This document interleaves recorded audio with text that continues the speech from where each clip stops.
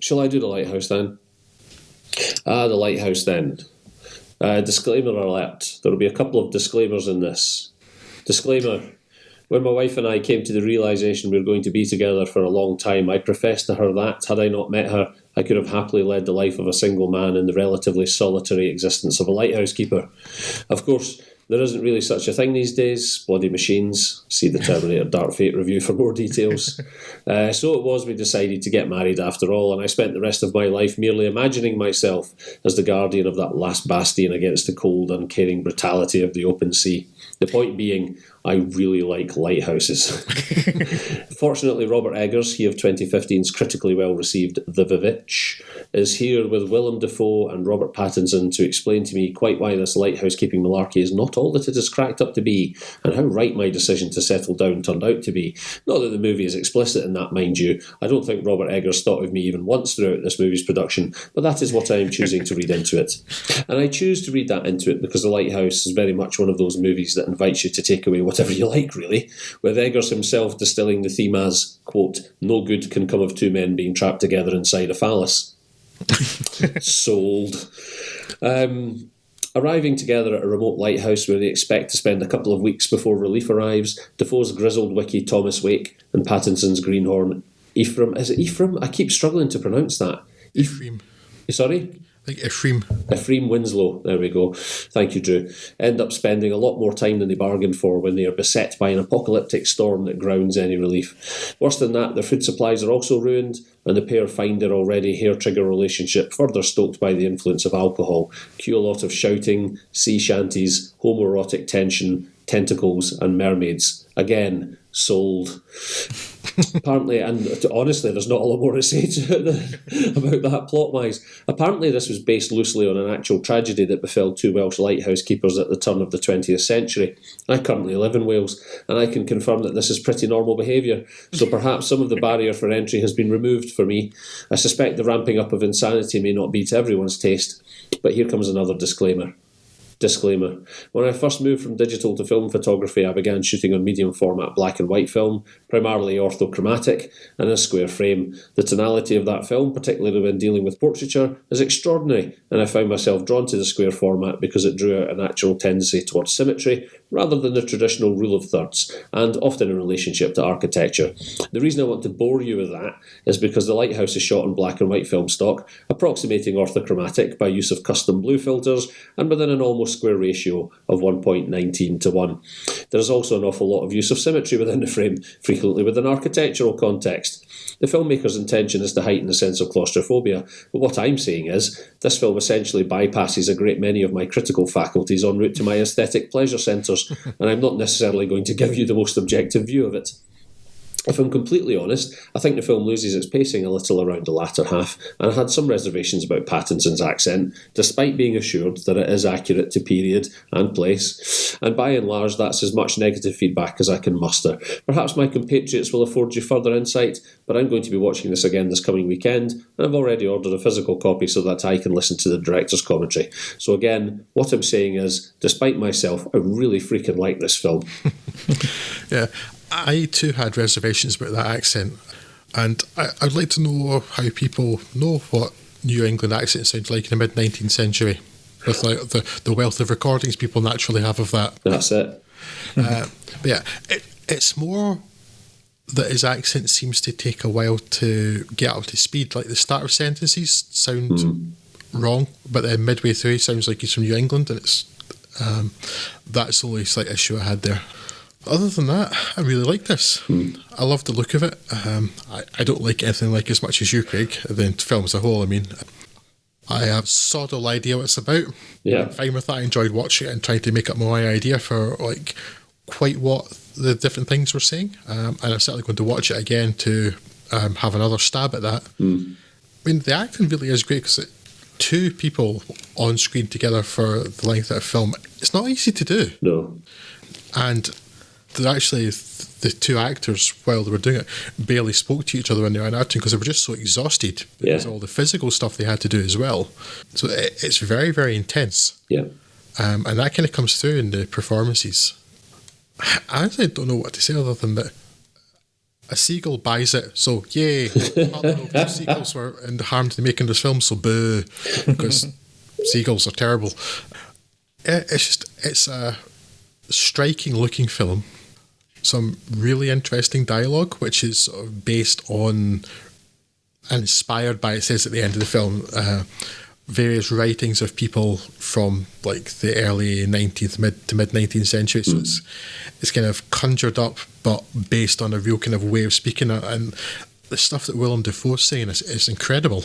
There are some amazing strings of words, aren't there? Yeah, I was like, none of those should go together like that, but that sounds magnificent. It's kind of theatrical and almost operatic. The way he delivers them is so good. Like, technically, I don't think that was a sentence, but it sounds great. Yeah.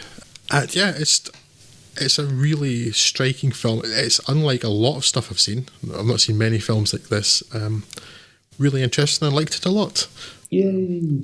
This is a film that I'm glad exists for the people who will like it, but it's not for me. I don't have any particular criticism about it. It's one of these rare instances where I can watch a film and recognise all the things that are good about it at the same time as not actually caring much about it. I get that. But yes, it looks incredible. It's two really great performances.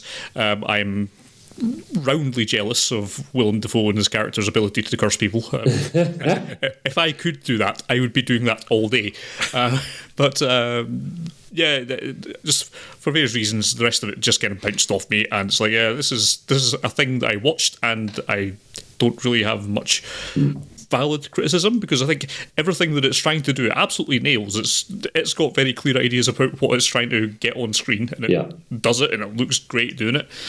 In other circumstances, I would be raving about it, but yeah, it just didn't particularly connect with me. But that's fine, not every film needs to, and I think for everything else that it does, it's doing really well. So yes, if you're the kind of person, I presume, from what I've kind of half seen The Vivitch, similar sort of vibes from that as well. So if you like that kind of film, you'll most likely like this. Yeah, it's part of a genre and an even slightly weirder subgenre that's, I feel like it should be for me, but it just kind of isn't. So I won't say too much more about it. But yeah, I would, if it's the sort of thing that sounds even slightly interesting to you, it's definitely worth looking at. And even if it isn't, it's just so different from everything else, it's probably worth looking at anyway. I suspect that had it not been so visually specifically in my wheelhouse, that I can imagine falling more on your side of the opinion, Scott. But you know, as it is, there's nothing I can do to escape my preference and my tie to that style. But I think whether or not you end up liking this film, my overwhelming impression of it is, if I take a step back, it's like, I'm just really glad that something like this exists and that people have agreed there's a place for it, because I think we need stuff that dares to go out there. And you're right, there is something like extraordinary about Willem Dafoe's ability to go all the way up to 11, but keeping it at 9. So he's given this like incredible, like you say, just and Drew, like you point out, how florid and sort of like endless the sentence structure is in some of these sort of like taunts and jibes and furious rants he comes out with, but it never quite goes into the realm of absurdity. Which, even the toast, he's toast every night before dinner. He never quite, like, it's very difficult to imagine another actor delivering those same lines without just going completely off the rail at some point. It's just this thing that Dafoe just has down pat, and it's just the performances. Honestly, there will be people out there who will take as much enjoyment from those performances as I take from the visual aesthetic of the film. And I'm looking forward to watching it again, actually, just to see, knowing what I'm going to be presented with visually going in, I think will help me set that to one side and not be so overwhelmed by that and view the rest of it objectively. And I'm intrigued as to what else I noticed this time round. But there's Drew, you said about how was it yourself said how about it being intense, or was it yourself that had used that word, Scott? Don't believe I said that. No, I think it was Drew. I may have said that. That's how I felt it. Yeah, you'd mentioned the intensity of it, and actually about a third of the way through, my wife checked out, and she was like, it's just, this isn't my thing. It is actually just a bit too intense. And she went off to do something else. And I can't remember what the point of that was. Sugar. Not for the first time tonight. I've completely forgotten what I was going to say. Oh well, there you go. I did like this quite a bit. and we'll see if it stands up to repeat viewing. But it is like genuinely, I couldn't tell you the last time I've bought something on a physical format, and I just immediately was like, no, I need to know. Does this have a director's commentary with it? Quite go, yes, it does. Right, I need to know what this guy's thinking. Oh, that's where I was going with my wife having checked out.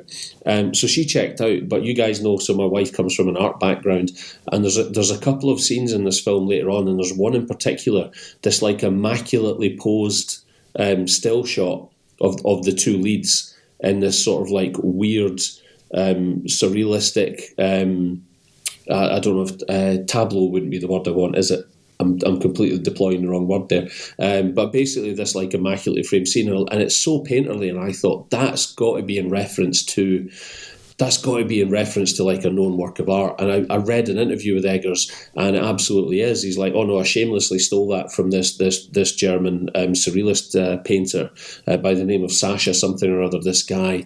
He said it's not an exact replica of this painting, but it's got all the elements, the sort of the light shining from Defoe's eyes onto and falling on Pattinson's face, and Defoe's pose, all those elements he's taken wholesale, and he's mixed some of it up.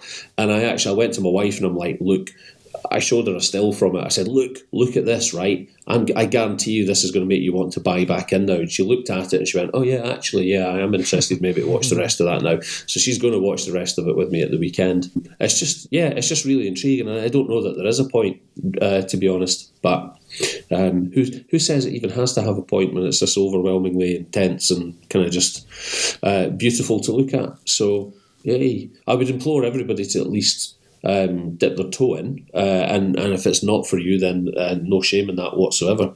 But yeah, I mean, it's had a pretty sort of decent, if limited, run at the box office. I think financially it's perhaps performed slightly better than anyone expected it to. Is it fair to say? Yeah, I mean, it's a low budget film, so budget of $4 million, box office of just over 4 times that. So yeah, percentage wise, it's a good return. But, yeah, I mean, a black and white, almost square format film with a mono sound mix about two guys stuck in a lighthouse with expressionistic tendencies and a character who farts constantly is probably a tough multiplex sell. I will grant it that, but hopefully a lot more people get a chance to see this along the way, because it's got value. Cool film.